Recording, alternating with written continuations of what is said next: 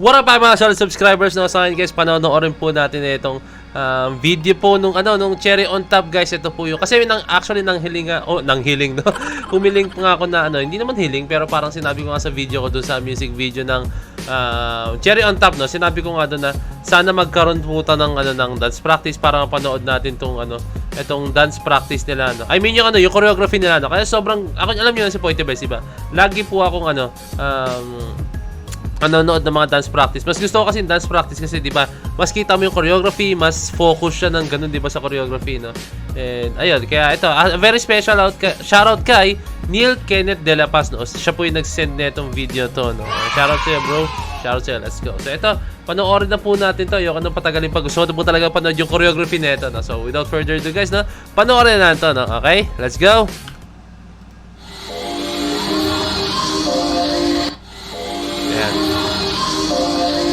Hey!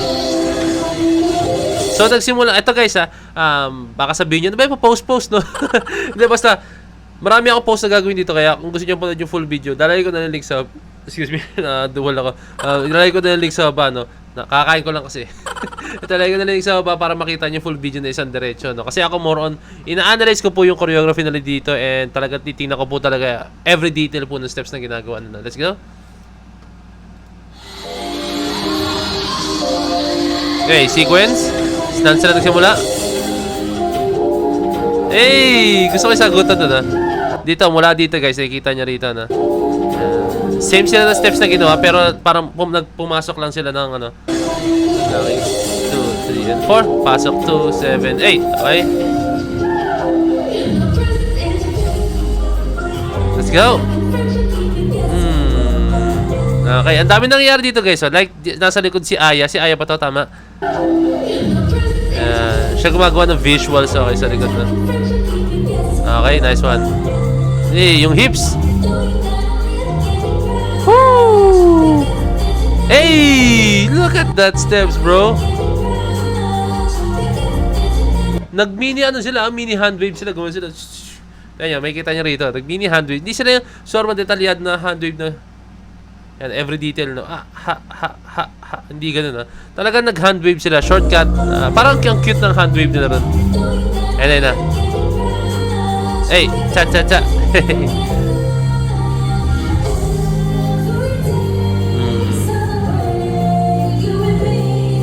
Okay.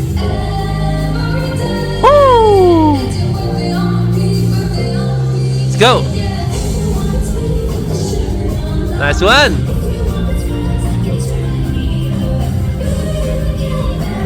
Nice one! Have the cherry on top! Hey! Sabi na guys, expect ko rito is medyo mabilis po yung pacing ng steps nila. Which is, ayun po yung nangyayari to. Kasi yung pacing ng, yung tempo po ng katalas is ang bilis po talaga ng pacing. Hindi naman siya mabilis po yung pacing ng kanta nila. Ay, patay yung steps nila talaga, ang bilis din ng pacing.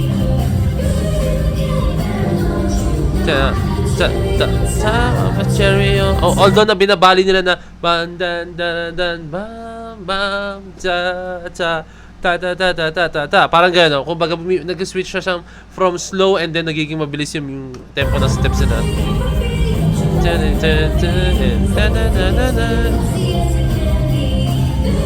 Hey. I'm the cherry on top. Ito naman tayo guys Nakikita nyo blockings ng Bini. Galaw sila ng galaw mula kanina pa. Hindi sila yung tulad ng ibang B-pop groups na okay sige, kanta tayo, same blockings lang, tapos palit tayo ng mga kung ano-ano man. Basta maka-change blockings na. Hindi, ito nakikita nyo rin sa Bini na ginawa nila rito. Tanya. Mag-i-spin sila rito. Mag-i-spin.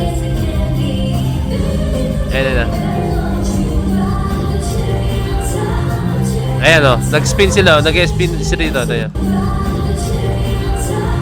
Ayan diba? Ang dami nang ginagawang movements na gano'n na blockings, no? Mag-spin sila, tapos biglang papalit ng blockings, switching, no? Grabe yung blockings na hindi sila nagsisettle or tumatagal lang 1/8 sa isang blockings lang, no? Woo!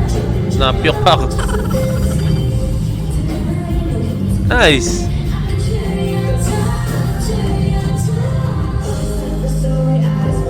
Ito, naalala ko lang, no? May nagsabi nga, guys, na may nagsabi nga, Blooms, na parang more on, ano ulit sila, no? Yung sign language ulit sila, no?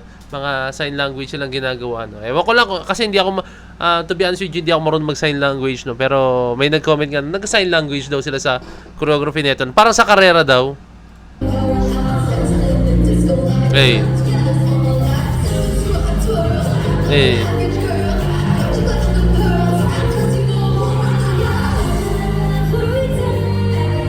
Go! Woo! Gusto ko talaga yun. Boom. Yung isa-isa nilang movement na gano'n. And, tung, tung. Let's go!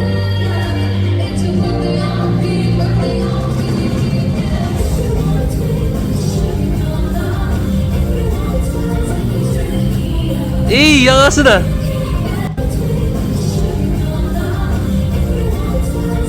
Hey. Ang kulit na. Ano ko lang Nila.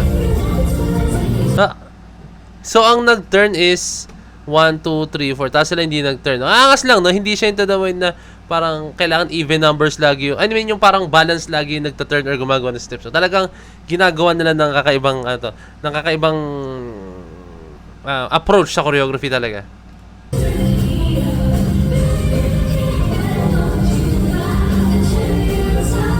Medyo nangangapa pa sila rito, guys, Nakikita ko dito, ito talaga napapansin ko. To be honest with you, Blooms, medyo hindi pa siya ganun ka polish, no? Hindi pa siya ganun ka-polish talaga as in, no? Hindi pa siya ganun ka-polish kasi may mga part ako nakikita na hindi siya yung usual beanie na nakikita natin na choreography na super linis and yung mga blackies napaka super duper clean, no? Pero this time talaga nangangapa sila. Pero Blooms, guys, considering po yun, no? Kasi sobrang bago pa lang po ng choreography nila, sobrang bago pa lang po ng kanta nila, no? And, kumbaga understood na yun, kinakapa pa nila. Hindi naman agad na isang click, sobrang practice na po talaga nila, sobrang perfect. Hindi po yun, guys. It's a process po, no? So, talagang binigyan nila ng napagandang regalo itong mga taga Baguio, no? Na talagang i-perform nila, no? Kaya napakaswerte ng mga taga Baguio, no? Kumbaga, hinainan po sila ng beanie ng Cherry on Top, even though na hindi pa yata to nare-release nung pinerform na to. Hindi pa, di ba? Hindi pa nga nila nare-release to nung pinerform nila to, no? Yung Cherry on Top. Napakaswerte ng mga taga Baguio, no? Kaya for me, understood na may mga parts po na hindi talaga ganun kalinis pa po, kapulido po dito sa choreography nila. Isang part yun. Ito. Pati mga leveling ng kamay nila, hindi pa ganun kaano, guys, Ito, pero mas napansin ko kasi dito, Mas naging obvious na rito sa part na to. Ayan. Ewan ko lang if it's meant na may talaga dito, may spacing dito, no? And then may kita nyo yung kamay nila. Hindi siya ganun ka, no? Si Gwen medyo malapit sobra. And then si Stacy medyo malayo. And then si Aya medyo medium lang yung lapit niya, no? And then si Mika medyo sobrang layo talaga, no? Ang hindi ko lang alam, guys, kung yan po talaga yung choreography nila or yung blocks na ginagawa nila. Pero for me, guys, parang dito, this time medyo medyo off siya, no? Pero ulitin ko sa inyo, first time pa lang yata nila pinerform to or napakabago pa lang ng kanta, no? Kaya understood yan. Maniwala kayo sa akin, mga 5 performance or 3 performance, polish na po nila yan.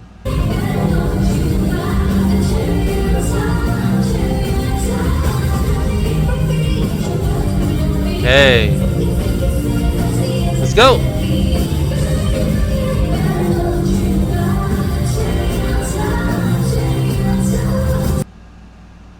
Okay. Nag-play na. Nagkaroon lang ng problema, no? Medyo nag-cut tayo. Okay, game. Tuloy tayo.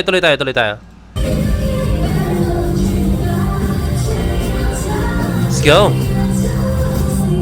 H-E-R-R-Y. Tulad dito, may kita nyo, guys, no? Eto, isa pa. Si Sheena, medyo malapit kay Maloy. And then sino to? Si Stako ba? Tama, Stako nga yata to, no? Stacy, no? Medyo malayo siya, no? Yung spacing nila, hindi pa ganun ka, no? I think, ganun naman, Kasi kahit ako, pag nasa isang competition kami or nasa isang, rehearsal, no? Or kung ano man, kailangan talaga may video kayo, no? And kailangan talaga makita nyo. Yan, layo mo rito. Kunyari, ang mangyayari niyan, I'm very sure, baka si Coach Mickey first na sabihin niya, Stako, medyo malayo ka rito. Or kaya, Sheena, medyo malapit ka, lumayo ka onti dito sa part na to. Ito, para ayun yung purpose niya, no? Kumbaga, matama mo yung mga errors.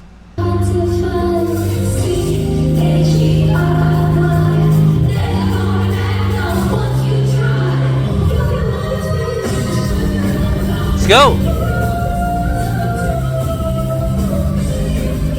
Let's go! I'm the cherry. Kinakapapa nila eh.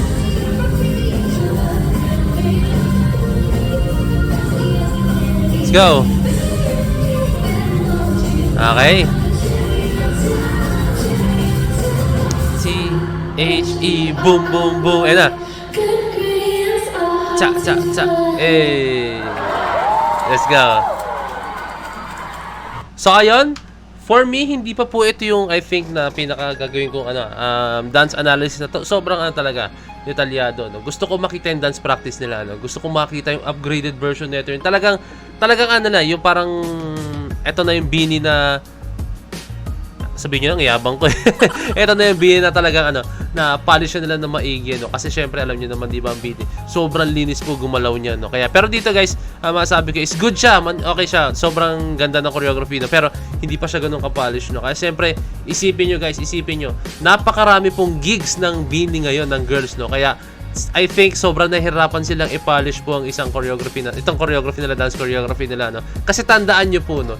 Hindi po ganun kadali mag-polish po ng isang sayaw, no? Nilinisin nyo, no? Minsan, guys, yung 10 seconds, aabutin po ng oras yan. Believe me, I've been there. Lalo na kung sobrang detalyado po ng steps, no? I've been there, guys, no? Hindi siya ganun kadali. Kaya it takes time po talaga, no? Kaya, lahat tayo, Blooms, let's all be patient, no? Talagang makukuha po ng Beanie ulit yan, no? Talagang lilinis ulit yan, no? Yung talagang identity ng Beanie, no? Kaya abang-abang tayo sa dance practice nito or any live performances nila, no? So, ayun lang. Pero for me, sobrang nag-enjoy ako din. Napakaganda po talaga nitong Cherry on Top. Yung choreography, no? Hindi ko lang pa siya masyadong ma-visualize, no? Pero solid, napaka-solid ng choreography nito. So, ayun lang guys, no? Kindly like, comment, share, subscribe to Disney Point of Signing out. Peace, let's G!